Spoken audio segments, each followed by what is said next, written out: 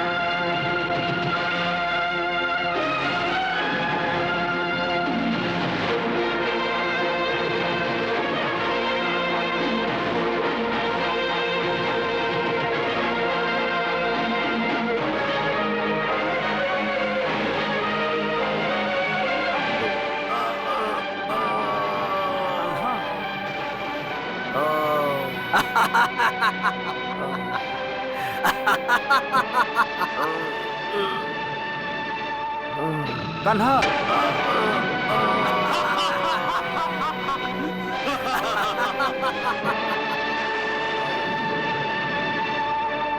কানহা,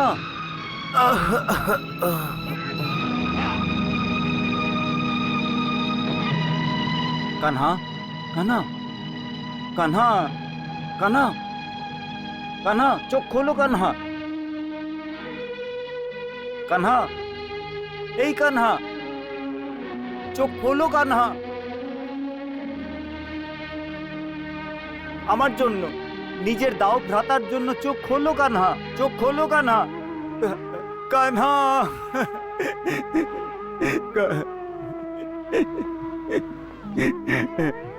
কানহা, কানহা, কানহা, না, এসব কি করে হলো কানহা? কি করে হলো? কানহা, এই কানহা, তুমি তো সংসারের পরম শক্তিশালী ব্যক্তি। সবচেয়ে বেশি শক্তিশালী তুমি, যুদ্ধ নীতিতে সবচেয়ে বেশি দক্ষ তুমি। এটা কি করে হলো কানা? কানা কি করে হলো? এই মায়াবী অসুরের হাতেই কি তোমার মৃত্যু লেখা আছে? এর থেকে বড় দুর্ভাগ্য আর কি হতে পারে কানা? আর কি হতে পারে কানা? এখন এখন আমি দ্বারকাবাসীদের কি বলবো? নিজের নিজের দেবকী মার পিতাকে আমি কি করে মুখ দেখাবো?